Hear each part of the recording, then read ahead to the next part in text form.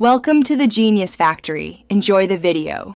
In this video, I will explain how to play Sweet Dreams by Koe Wetzel. Let's begin by identifying the core chords. You'll primarily use G, C, D, and M. Focus on learning the open chord shapes first, as they are fundamental.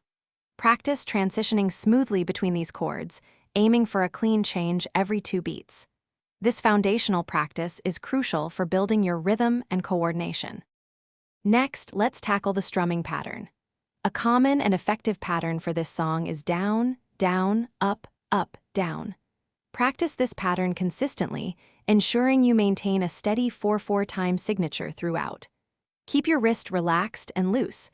This will allow for a more fluid and natural strumming motion, which is essential for capturing the song's feel and energy.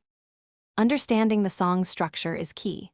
Sweet Dreams typically follows a verse-chorus-bridge format.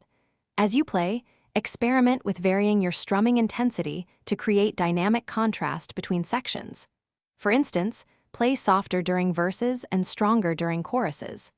The song's tempo is generally around 120 beats per minute, so try to match that pace for an authentic sound. To add more flair, consider incorporating subtle hammer-ons and pull-offs, especially on the G and D chords, to embellish the melody. You can also experiment with different chord voicings to find what sounds best to your ear. Finally, consistent practice is paramount. Dedicate at least 15 minutes daily to reinforce muscle memory and improve your overall playing proficiency. Enjoy the process. Thanks for watching. If you found this helpful, don't forget to like and subscribe.